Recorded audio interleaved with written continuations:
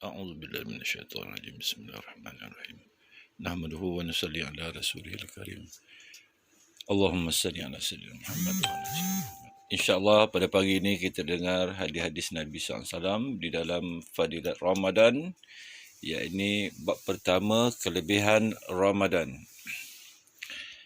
Sayyidina Ka'ab bin Ujrah radhiyallahu an berkata bahawa Rasulullah sallallahu alaihi wasallam bersabda, "Hadirlah ke mimbar."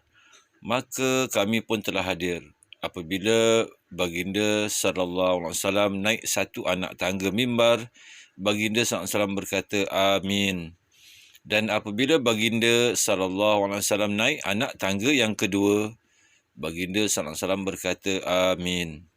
Dan apabila baginda sallallahu alaihi wasallam naik anak tangga yang ketiga, pun baginda sallallahu alaihi wasallam berkata, "Amin." Apabila baginda sallallahu alaihi wasallam turun, kami telah bertanya, "Ya Rasulullah, pada hari ini kami telah mendengar daripada Tuhan sesuatu yang belum pernah kami dengar." Baginda sallallahu alaihi wasallam bersabda, "Sesungguhnya Jibril alaihissalam telah muncul kepadaku dan berkata, binasalah seseorang yang didatangi Ramadan tetapi belum juga diampunkan." Maka aku berkata, "Amin." Apabila aku naik tangga yang kedua, dia berkata, "Binasalah seseorang yang apabila nama engkau disebutkan kepadanya, tidak pula dia menselawatimu." Masya Allah. Aku juga berkata, "Amin." Apabila aku naik anak tangga yang ketiga, dia berkata, "Binasalah seseorang yang kedua-dua ibu bapanya ataupun salah seorang daripada mereka telah tua, tetapi mereka tidak menjadi sebab untuk dia dapat masuk syurga." Masya Allah. Aku pun berkata, "Amin." Hadis riwayat Hakim, Ibn Hibban, Tabrani dan lain-lain. Masya Allah. Keterangan. Dalam hadis ini, Sayyidina Jibril AS telah memohon 3 doa kebinasaan dan Rasulullah SAW pula telah mengaminkan ketiga-tiga doa itu. Apa kurangnya pada doa Sayyidina Jibril AS? Dia ialah satu malaikat yang begitu hampir dengan Allah SWT dan adalah jelas kepada kita bahawa amin daripada Rasulullah SAW menjadikan doa itu bertambah makbul. Hanya Allah SWT dengan limpahnya sahaja yang boleh memberi taufik kepada kita untuk menjauhi ketiga-tiga perkara tersebut dan supaya kita terpelihara daripada semua kebinasaan itu. Jika tidak, tiada sebarang kesangsian lagi terhadap kebinasaan kita sendiri. Masya Allah. Dalam setengah riwayat, dalam kitab Ad-Dur'ul Mansur, dinyatakan bahawa Sayyidina Jibril AS sendiri yang berkata kepada Nabi SAW, "Katakanlah amin." Lalu Rasulullah SAW pun berkata amin. Dengan itu dapat diketahui bahawa perkara itu lebih diambil berat lagi. Golongan pertama ialah seseorang yang didatangi Ramadan tetapi dia masih tidak diampunkan. Na'udzubillah.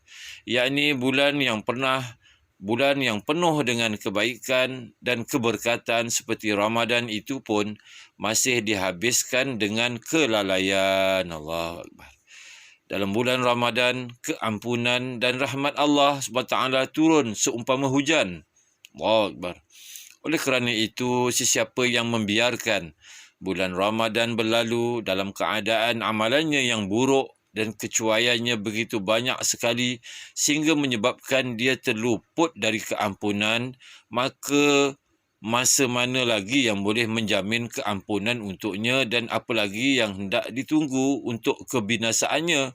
Sedangkan jalan untuk mendapatkan keampunan ialah dengan menunaikan amalan-amalan pada bulan Ramadan seperti berpuasa dan bertarawih dengan sepenuh-penuh perhatian dan kemudian pada setiap masa memperbanyakkan taubat dan istighfar atas dosa-dosa. Masya Allah. Golongan kedua yang telah didoakan kebinasaan untuknya ialah seseorang yang nama Nabi SAW disebutkan di hadapannya tetapi dia tidak mensalawati Nabi SAW. Allahu Akbar. Perkara ini juga banyak terdapat dalam riwayat yang lain. Oleh kerana itu, sesetengah ulama berpendapat bahawa membaca selawat pada setiap kali nama Nabi SAW disebutkan adalah wajib. Allahu Akbar. Selain hadis di atas, terdapat banyak lagi hadis-hadis lain yang memberi ancaman terhadap orang yang tidak menselawati Nabi SAW ketika nama baginda SAW disebutkan di hadapannya. Sesetengah hadis menyatakan bahawa orang yang sedemikian tergolong dalam kalangan orang yang paling celaka, yang paling bakhil. Dia juga dikatakan seorang yang zalim. Allahu Akbar. Yang lupa jalan ke syurga, malah seorang yang akan masuk neraka jahanam. Seorang yang telah rosak agamanya serta dikatakan juga bahawa dia tidak dapat melihat wajah Nabi SAW. Na'udzubillah. Allahu Akbar. Walau bagaimanapun, para ulama' mentakwilkan hadis-hadis di atas, yakni dengan mengatakan bahawa mereka akan dikenakan azab sedemikian bukan hanya kerana tidak berselawat ke atas Nabi SAW ketika nama baginda SAW disebutkan, sebaliknya kerana mereka juga kufur kepada Nabi SAW. Allahu Akbar. Tetapi siapa yang berani menafikan bahawa amaran yang zahir daripada hadis-hadis Nabi SAW terhadap mereka yang tidak membaca selawat adalah begitu keras sehingga berat untuk ditanggung? Kenapa tidak?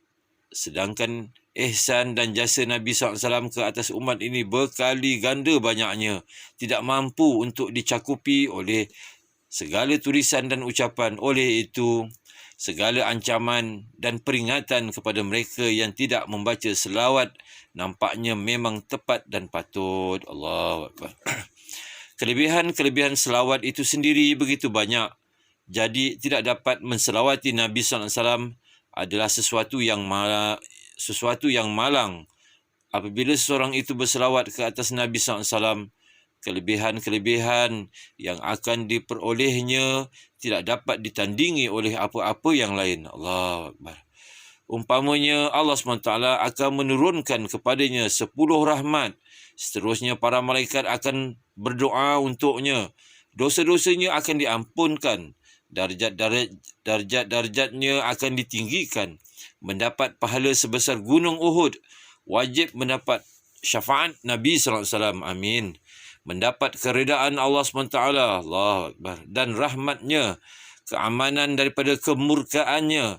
Keselamatan daripada huru-hara hari kiamat, dapat melihat tempat tinggal di dalam syurga sebelum meninggal dunia, dan lain-lain kelebihan yang banyak dijanjikan oleh Nabi SAW melalui pembacaan selawat dengan bilangan-bilangan yang tertentu. Masya Allah, Masya Allah. Allahu Akbar. Selain itu, dengan berselawat juga, kesempitan hidup dan kefakiran akan dijauhkan. Penghampiran kepada Allah SWT dan Rasulnya akan diperoleh, mendapat pertolongan apabila berhadapan dengan musuh, pembersihan hati daripada nifak dan karat. Orang ramai akan mengasihinya dan banyak lagi berita gembira yang akan diperoleh dengan memperbanyakkan selawat seperti yang dinyatakan dalam hadis-hadis. Ahli fiqah telah menyatakan bahawa adalah wajib secara amali untuk berselawat sekali dalam seumur hidup, dan semua ulama' mazhab telah sepakat atas keputusan ini. Cuma apa-apa yang diperselisihkan ialah adakah wajib atau tidak untuk membaca selawat setiap kali nama Nabi SAW disebutkan.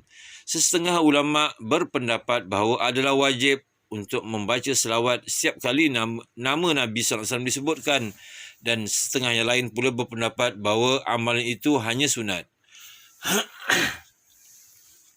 Golongan ketiga ialah seorang yang kedua-dua ibu bapanya atau salah seorang daripada mereka telah tua tetapi dia tidak berkhidmat kepada mereka. Allahu Akbar.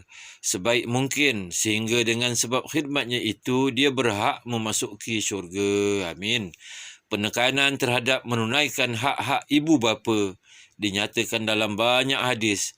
para ulama menulis bahawa antara hak-hak mereka ialah penting untuk mentaati mereka dalam perkara yang dibenarkan oleh syarak, dan dituliskan juga supaya tidak berlaku biadab terhadap mereka. Jangan menemui mereka dengan keadaan takabur walaupun mereka seorang musyrik. Jangan meninggikan suara lebih daripada suara mereka. Jangan memanggil mereka dengan nama-nama mereka. Jangan mendahului mereka dalam apa-apa urusan pun. Berlemah lembut dengan mereka dalam amar ma'ruf dan nahi munkar. Menyeru mereka kepada kebaikan dan mencegah mereka daripada kemungkaran. Kalau mereka tidak menerima, teruslah berlaku baik terhadap mereka dan sentiasalah mendoakan hidayat untuk mereka. Amin. Pendek kata, kita mesti memberi penghormatan terhadap mereka dalam setiap perkara. Dalam satu lagi hadis ada nyatakan bahawa pintu yang terbaik antara pintu-pintu syurga ialah bapa. Jika kamu suka, jagalah dia atau sia-siakanlah dia. Seorang sahabat radhiyallahu anhu telah bertanya kepada Nabi SAW, apakah hak kedua-dua ibu bapa? Baginda SAW bersabda, mereka adalah syurgamu ataupun nerakamu. Masya Allah.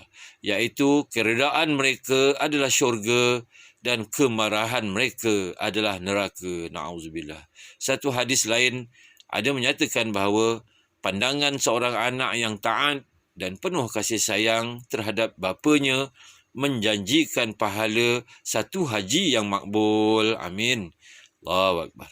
Dalam satu hadis, Nabi SAW bersabda, semua dosa selain syirik akan diampunkan sekiranya dikhendaki, tetapi dosa menderhakai ibu bapa akan mendatangkan bala sebelum mati dalam dunia ini lagi. Na'udzubillah. Ya Allah.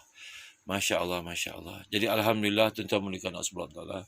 Mudah-mudahan apa yang kita dengar ini, Allah SWT kurniakan kita taufik dan hidayat, dapat kita amalkan dan sampaikan. Masya Allah, Masya Allah. Kita tutup dengan tasbih kifarah. Subhanallah wa bihamdih, subhanakallah wa bihamdika, asyhadu an la ilaha illa anta, astaghfiruka wa atubu ilaik.